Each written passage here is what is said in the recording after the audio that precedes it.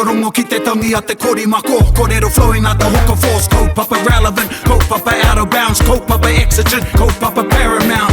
Nā ko nā whakapiri mai ki te kaupapa tino whakahira hira whakarongo pi kari kari mai. Hare hare mai, o Taringa hare hare mai. We gotta gather up close everybody. Gather up close everybody. Kani move that body. Kani move that body.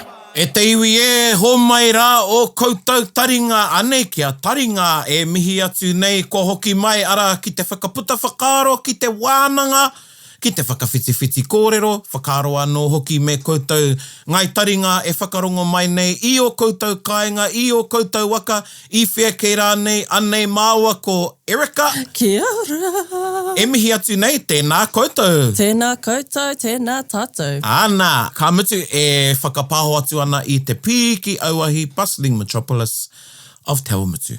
Me te piki auahi o Kirikiriroa. Yes, one of the suburbs of Te Awamutu. Kirikiriroa, one of the northern suburbs. The northern suburb of Te Awamutu. Ai, ka mutu kia mohia mai koutou. We're still recording from home. Ai. Actually, Erika, kua roa kare tāua e kōrero mō tēnei. Mō tēnei āhuatanga.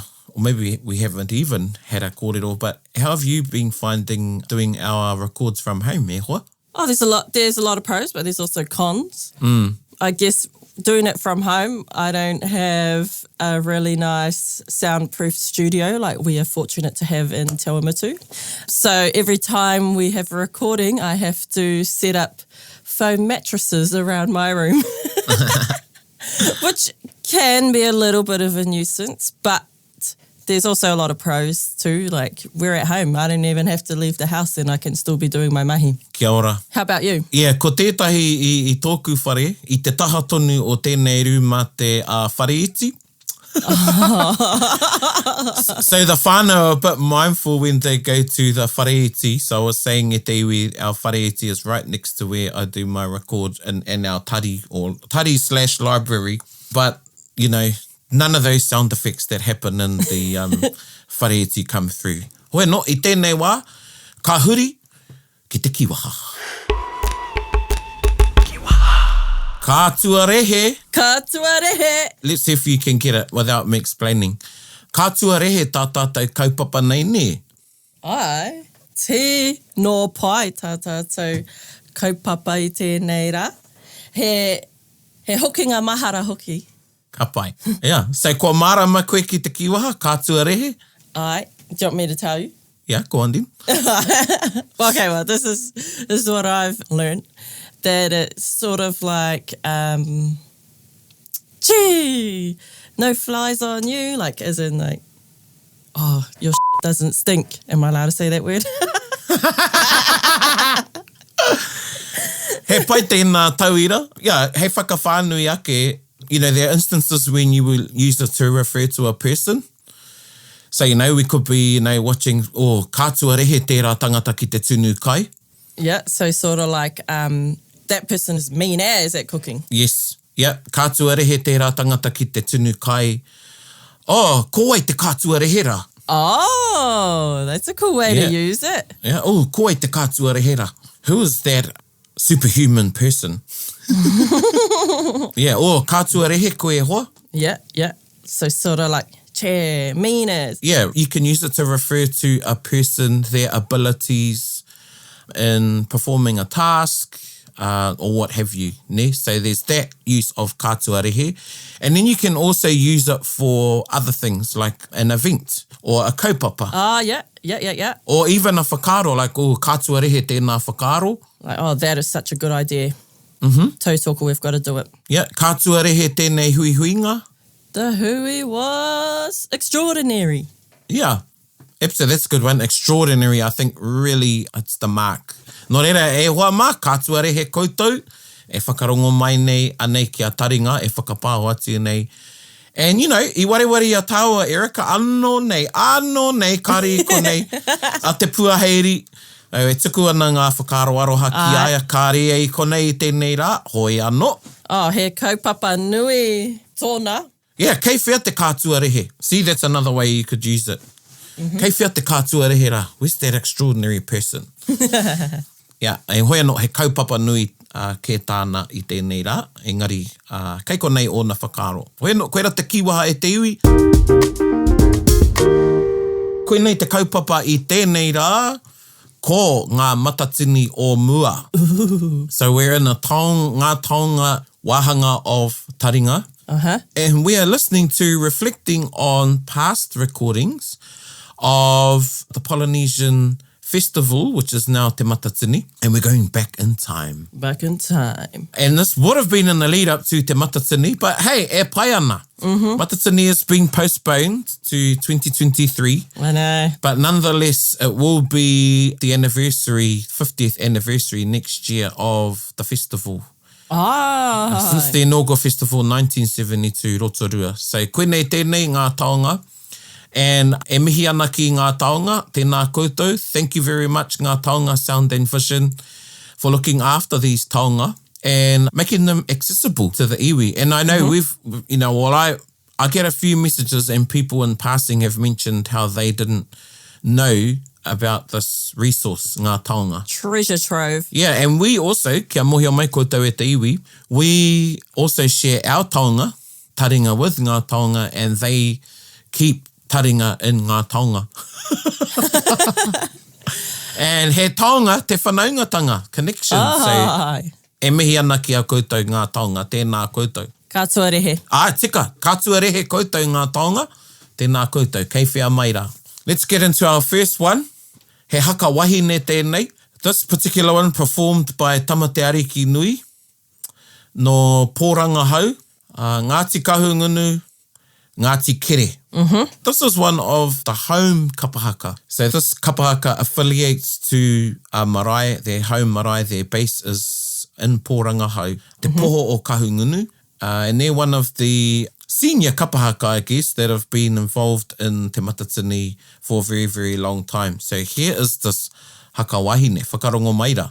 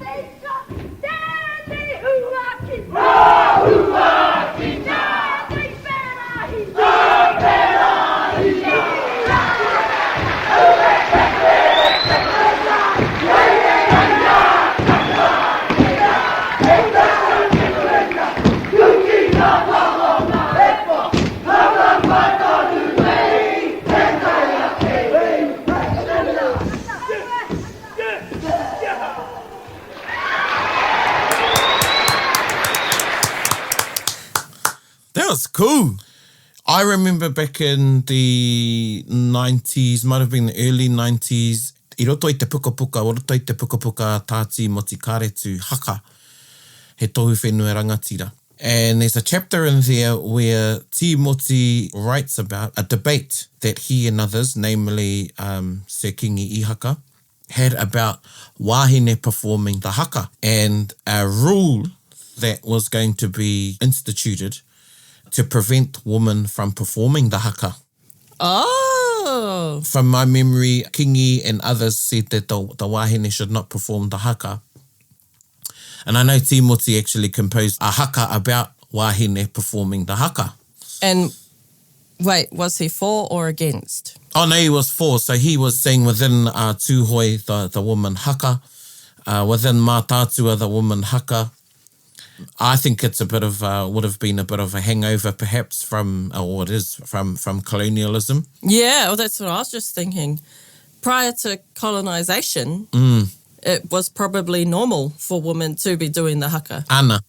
It's our idea to the majority of what a haka is. Yeah. So there are many genre of haka. Yeah. When we use the word haka, many will think of the All Blacks. Yeah, and then the haka taparahi and lines. Yeah, and that particular way of performing haka, that is only one type of haka. Yeah. So, koina tērā kōrero I tērā wā, that was the wānanga around haka.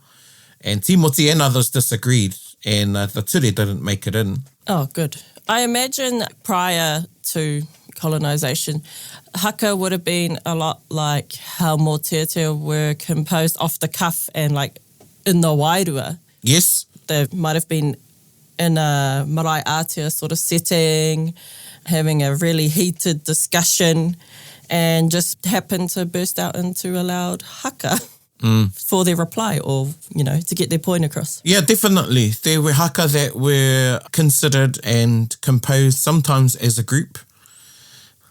We have a haka, tētahi o a mātou haka, nā o mātou tūpuna o Ngāti Raukawa nei, te haka a Wairangi, and it was composed by himself and his brothers. And there was a bit of a strategy, with the haka.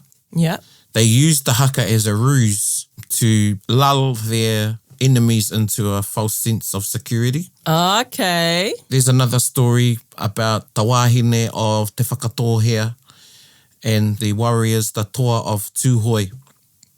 And this haka wāhine that the woman composed, again, as a ruse to lull the tāne. And even getting back to the actual kaupapa of this kōrero, how wāhine sometimes use haka. I mean, if you go back to the kōrero tukuiho around Tinirau and Kai. Yeah.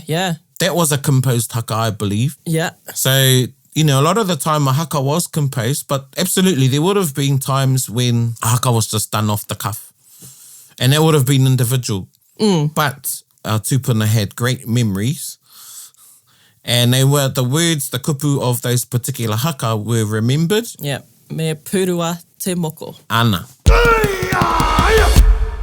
Going back to the Polynesian Festival and Matatini though, on the kaupapa of haka wahine, because I know you've been a judge many times, does that take away from the points at all? If it's just the wahine haka? Yeah, I think this is where we get into the distinction of competition and traditional haka.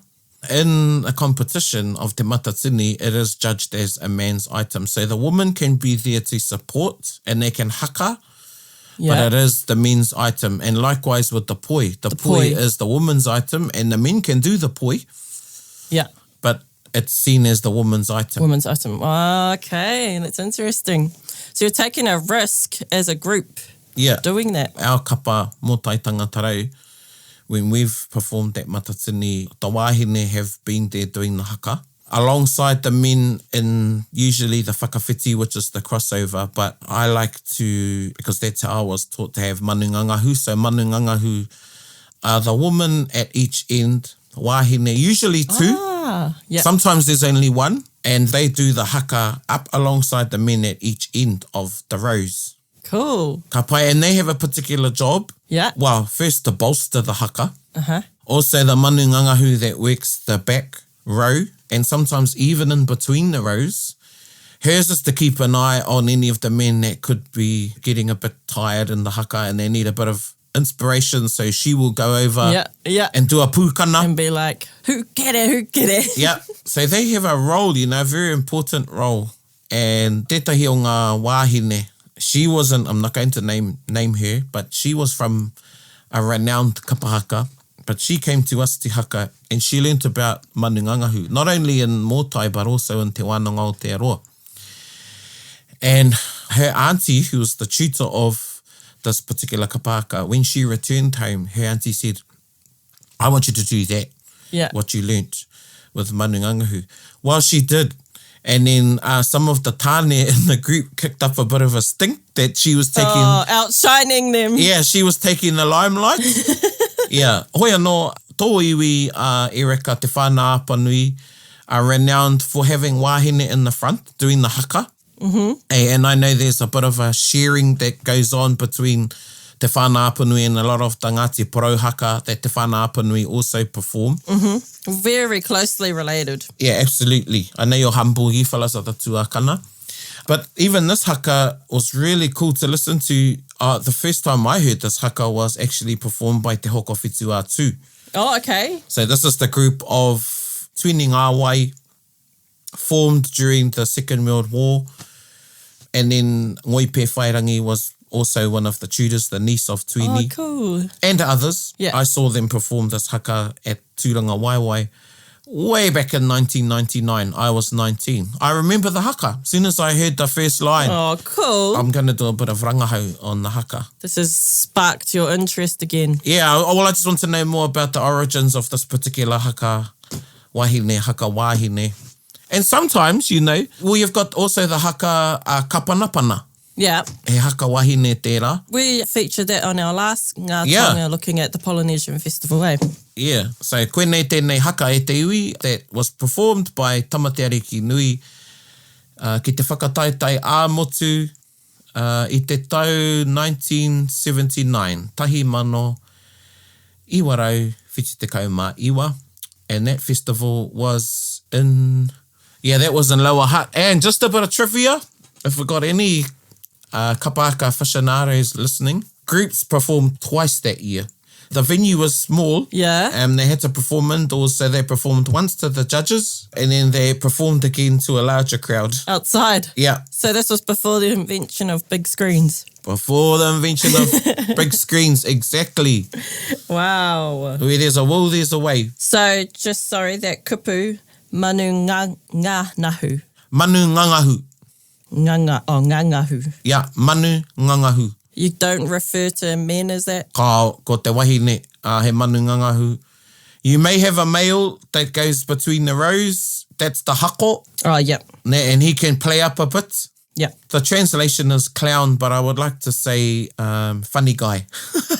Piki wairua guy. Yeah, I like that. You're neat. Katua rehe koe. Katua rehe koe, Erika. Piki wairua guy. I like that. Mihi mai. Piki wairua guy. Koina, ko te hako, te piki wairua guy. And even just shortly on hako, Ngāti Porou, and there was the te whānau apanui whakaeke in Oturua, where Jeff, you know, he was a piki wairua guy. Yeah. But I remember at a matatini hui with kai whakawā, and the question was posed by a Ngāti Porou group to the kai whakawā, and only about hako, and really only the tairāwhiti ones could answer properly about the hako, because you don't see it. Tūhoi also, I've seen hako. I think it's something that has been kept in other iwi, whereas other iwi need to revive that practice of having a hako. Okay. If there is somebody that is fitting to be a piki wairua guy. Yeah. Te mea tuarua, anei ko te kapa o Waihirere, and they're performing their poi. And this poi was composed by Ngāpō and Pēmea Wehi. Nō reira, whakarongo mai.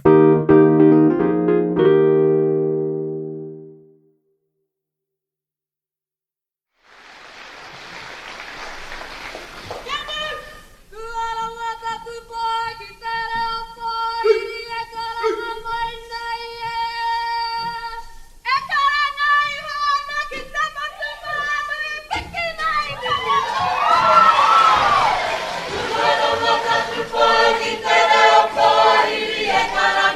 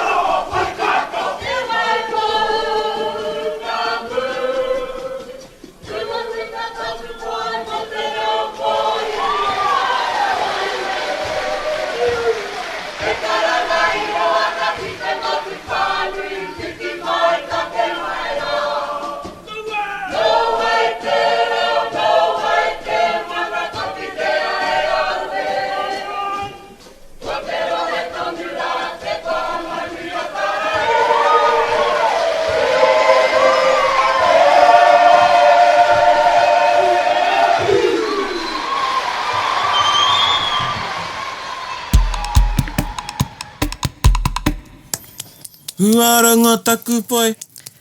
Paki, paki, paki, paki, paki. I love that. Tika, but you know, that's the other thing. You know, audiences have changed. Yes, I just was going to bring that up too. Like, I get it. It's very serious now and you don't want to be overpowering whoever's on stage, but I really love that interaction they've got going on there with their audience. Yeah. No, you know, it takes a bit more to wow an audience. If you, tika, ki te hoki whakamuriko, if you listen to even some of the, you know, haven't fared so well in competition, but if you listen to a lot of the old recordings and watch them, everybody almost gets the same sort of applause. You know, there's that energy in the applause. Yeah, I feel like as a performer, that would give you a really good buzz. Look, as a tutor, I don't know about any other pauako out there. This is one thing that we make the kapa mindful of because it can be demeaning to a group. You know, morally, it's a moral pickup to get your, you know, he piki wairua. Yeah. When you get a good applause. Yeah. And when you don't, it can affect you. Hoi anō kia kōrero tawa mo tēnei poi. I learned this poi, or the waiata anyway, in Te Arawa. Oh. Yes. Many of the concert groups performed this at the hotels. Yeah. Nearly every single concert group at one time performed this poi in the hotels in Rotorua. And it was something that we used to sing at kura. Yeah. Pretty good rangahau actually, but there are many items that were performed by concert parties in Rotorua. Yeah. And that's how they have lived. Oh, true. Yes. So, for instance, many, and, you know, I'm reflecting on the tangihanga of my friend last week and not comparing, but Te Arawa Poroporoaki are something else. They are an event. Yeah. And actually, it's a good wānanga to have at another time. But anyway, many of these waiata will be performed at Poroporoaki. Yeah. In full, with poi. Oh, yeah. And you'll have different iwi get up and do their items. It's a full-on show. Yeah. But I can't remember who shared this kōrero with me, but one of the composers, the late Tommy Taurima, who composed waiata like Kōtiro Māori e, Taringa, Tirama Mai Toa Tāhua, also Paikea, that Waihere. Oh, wow. Yeah, that was their winning action song in, not the Paikea Uia Mai Koia, okay. the Paikea. Oh, yes. Yes, I know that one. Yeah, he performed that, composed that. I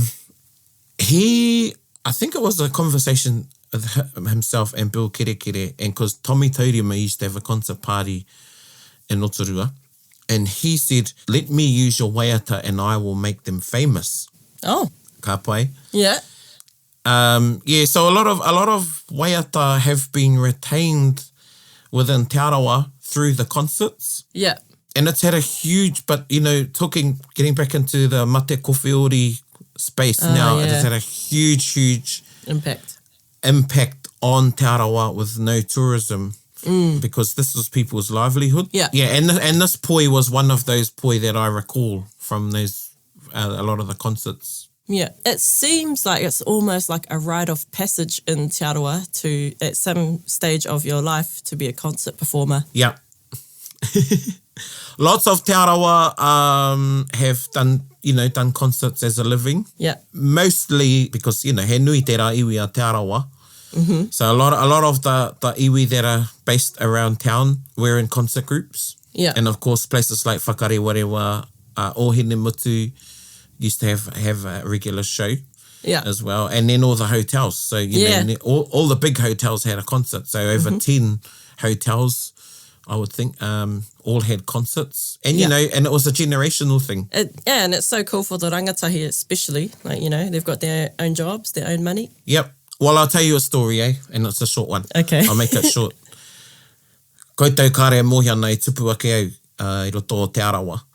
And one of my past kaiako, the late Auntie B, Beatrice Yates, Piaterihi Yates, but affectionately known as Auntie B or Tina Tuna, she composed One Day a Taniwha. she had a concert group at the Sheraton, and I was about 14, and she asked if I wanted to do concerts. I was like, yeah. Because we're in the fish shop, and I was like, oh, and it might be, it's going to be a bit of extra pūtea for me. And I was into it, and my nan happened to be on holiday with us. Yeah. And taku kuia had old school. She was very old school, my kuia. And I came home and I was all excited that I was going to do concerts. As many of my friends, they all did concerts. And anyway, so I came back all excited, and my kuia said, and I said, Nan, I'm going to be doing kapahaka. And she said, mo te moni. And I said, yeah, you get paid for it. And she goes, kao. How high? Well, I roto I ona whakaro, she saw it as, I guess, what I'm trying to... As a commodity. Yep. Mm. She told me kao, and it was the only time I was angry at my kuia. Oh. Because my kuia was lovely. So, I never, ever performed a concert for money. We were part of doing concerts at the village at Whakarewerewa when some things went on there. But we didn't do those ones for pūtea. Oh, okay. So, yeah, and looking back, I'm glad that my nana said that to me. Yeah. I got nothing against, people doing concerts for pūtea, pai noeho. But, so that's a little something I thought I'd share. Cool. Anyway, about this poi.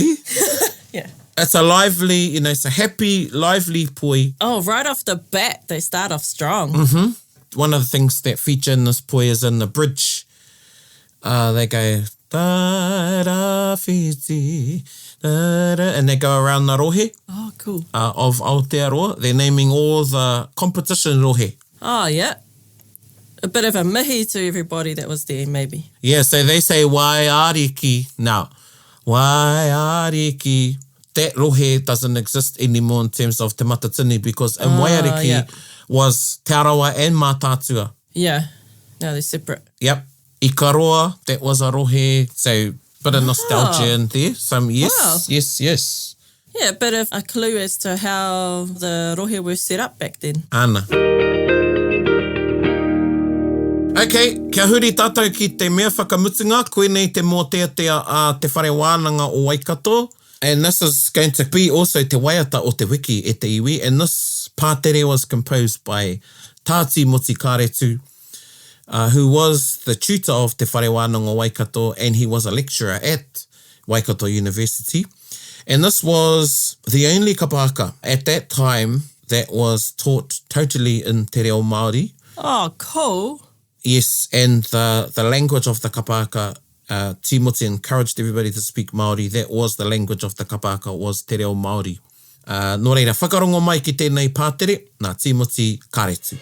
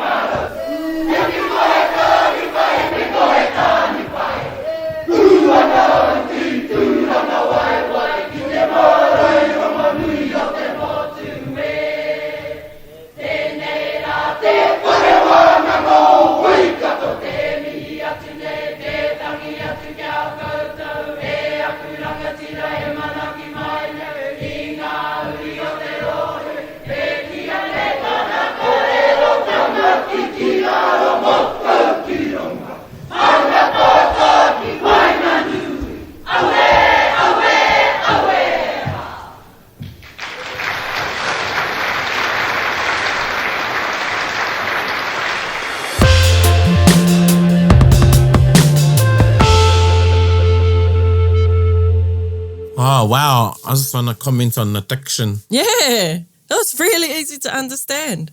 Ana. And the rhythm was really nice. Koina.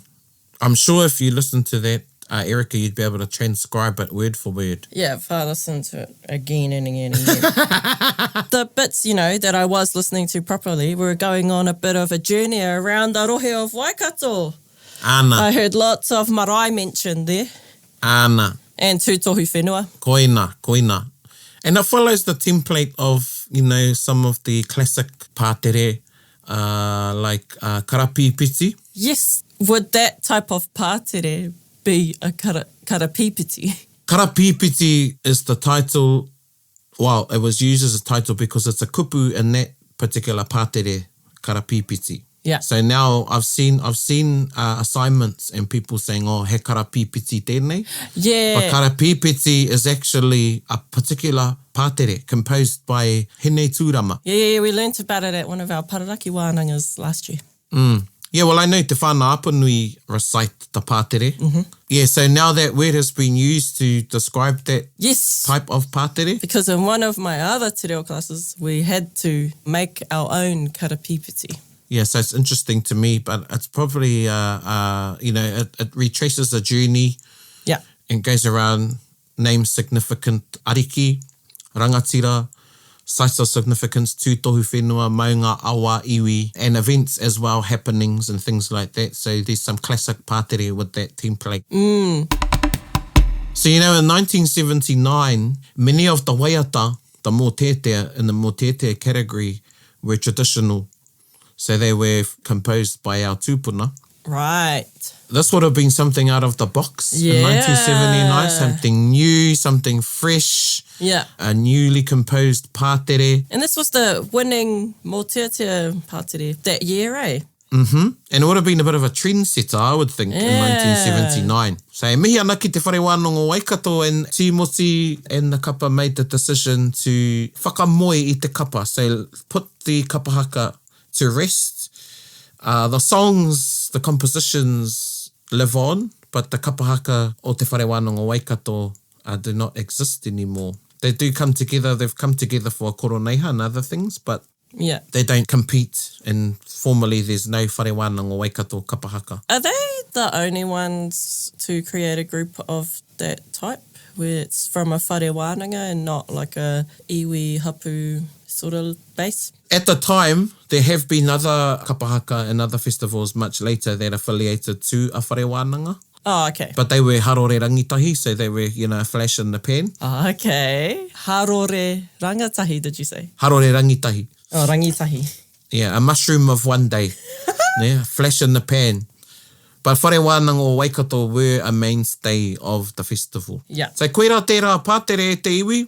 And again, the links will be shared on our page, so you can go along and listen, or you can just go back and have a listen to these items. And we've had a really good wānanga today. Yes. There's never too much kōrero in our kōrero e te tuahine. It's just right.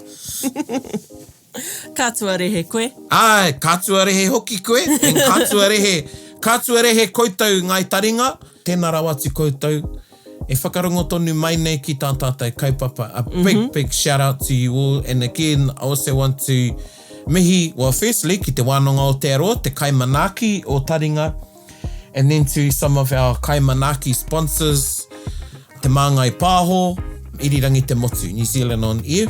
And also, again, a shout out to Ngā Taonga Sound and Vision. Tēnā rawati koutou. Yes. Hoi anō, e runga i tērā e te iwi, tēnā rawati koutou. E mihi ake ana. Hei kōnā mai rā. Hei kōnā. Bit whakaronga pi kari kari. Gather up close everybody buddy. Taringa. Yeah, tahuri mai ki yo. Whakarongo ki te tangi a te korimako. Kōrero flowing at the hook force. Kaupapa relevant, kaupapa out of bounds. Kaupapa exigent, kaupapa paramount. Nā kōnā whakapiri mai ki te kaupapa tino whakahira whakarongo pi kari kari mai. Hare mai o Taringa, hare mai. We gotta gather up close everybody. Gather up close everybody. Kani move that body. Kani move that body. Taringa, he mea tuku nā te wānanga o Aotearoa. Ā, nā te māngai pāho me irirangi te motu I tautoko. To listen to more episodes, search for us on your podcast app and subscribe, or follow us on Instagram and Facebook. Taringa, whakarongo mai.